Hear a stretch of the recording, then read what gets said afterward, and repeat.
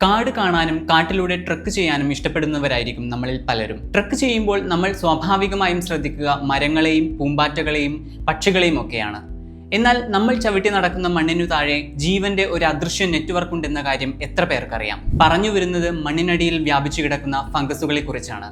Mycorrhiza എന്ന ഒരു വിഭാഗം ഫംഗസുകളാണിവ. ലോകത്താദ്യമായി ഈ ഫംഗസ് നെറ്റ്വർക്കുകളുടെ ഒരു മാപ്പ് തയ്യാറാക്കിയിരിക്കുകയാണ് ശാസ്ത്രജ്ഞർ. മണ്ണിനടിയിലെ ഫംഗസ് നെറ്റ്വർക്കിനെ കുറിച്ചുള്ള അത്ഭുതപ്പെടുത്തുന്ന വിവരങ്ങളാണ് സംഘം പുറത്തുവിട്ടിരിക്കുന്നത്. ആദ്യം എന്താണ് മൈക്കോറൈസൽ ഫംഗസുകൾ എന്ന് നമുക്ക് നോക്കാം. സസ്യങ്ങളുമായി അടുത്ത ബന്ധം പുലർത്തുന്നവരാണിവർ.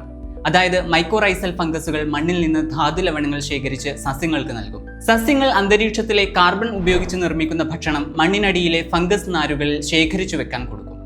അതിനൊപ്പം ആ ഭക്ഷണത്തിന്റെ ഒരു പങ്കും ഫംഗസിന് നൽകുന്നുണ്ട്. ഇത്തരത്തിൽ അങ്ങോട്ടും ഇങ്ങോട്ടും സഹായിച്ചും സഹകരിച്ചും ജീവിക്കുന്നവരാണിവർ. പ്രധാനമായും 2 തരത്തിലുള്ള മൈക്കോറൈസൽ ഫംഗസുകളാണ് മണ്ണിലുള്ളത്: ആർബസ്കുലർ മൈക്കോറൈസയും എക്ടോമൈക്കോറൈസയും. ആർബസ്കുലർ മൈക്കോറൈസയുടെ പ്രത്യേകത എന്തെന്നാൽ അവയുടെ ഫംഗൽ നാരുകൾക്ക് ചെടിയിലെ വേരുകളിലെ കോശങ്ങൾക്ക് അകത്തേക്ക് കടക്കാനുള്ള കഴിവുണ്ട്. ഭൂമിയിലെ 70% വരുന്ന സസ്യങ്ങളും ആർബസ്കുലർ മൈക്കോറൈസൽ ഫംഗസുകളുമായി പാരസ്പര്യത്തിൽ ജീവിക്കുന്നവരാണ്. ഈ ഫംഗസുകൾക്ക് അവരുടെ ലൈഫ് പാർട്ട്നേഴ്സായ സസ്യങ്ങളില്ലാതെ ജീവിക്കാനേ പറ്റില്ല. രണ്ടാമത് പറഞ്ഞ എക്ടോമൈക്കോറൈസയുടെ പ്രത്യേകത എന്തെന്നാൽ അവരുടെ ഫംഗൽ നാരുകൾക്ക് സസ്യങ്ങളുടെ വേരിന്റെ കോശങ്ങൾക്കകത്ത് നേരിട്ട് കടക്കാൻ കഴിയില്ല. മറിച്ച് ഫംഗസ് നാരുകൾ വേരിന്റെ കോശങ്ങൾക്കിടയിലാണ് വ്യാപിക്കുന്നത്. ജൂൺ 11 സയൻസ് മാഗസീനിൽ പ്രസിദ്ധീകരിച്ച പഠനം വൈവിധ്യങ്ങളായ സസ്യങ്ങളുമായി പാരസ്പര്യത്തിൽ കഴിയുന്ന ആർബസ്കുലർ മൈക്കോറൈസ എന്ന വിഭാഗം ഫംഗസുകളെ കുറിച്ചുള്ളതാണ്. Society for the protection of underground networks എന്ന ഗവേഷണ സംഘടന ലോകത്തിലെ വിവിധ ഗവേഷണ സ്ഥാപനങ്ങളുമായി സഹകരിച്ചാണ് പഠനം നടത്തിയത്. എന്തൊക്കെയാണ് ഫംഗൽ മാപ്പിലെ രഹസ്യങ്ങൾ എന്നറിയണ്ടേ? നോക്കാം. ഭൂമിയിലെ ആർബസ്കുലർ മൈക്കോറൈസൽ ഫംഗസുകളുടെ 40% ഗ്രാസ് ലാൻഡുകളിലാണെന്നാണ് പഠനം ചൂണ്ടിക്കാണിക്കുന്നത്.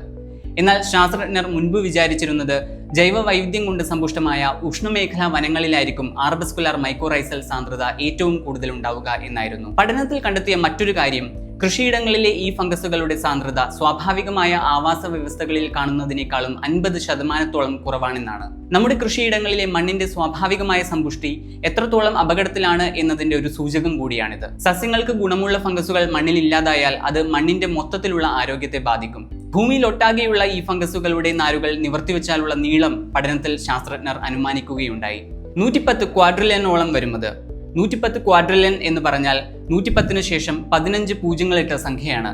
നമുക്ക് സങ്കല്പിക്കാൻ പോലും പറ്റാത്തത്രയാണത്. ഭൂമിയിൽ നിന്ന് പ്രോക്സിമ സെന്റോറി എന്ന നക്ഷത്രത്തിലേക്കുള്ള ദൂരം ഏകദേശം 4.24 പ്രകാശ വർഷങ്ങളാണ്.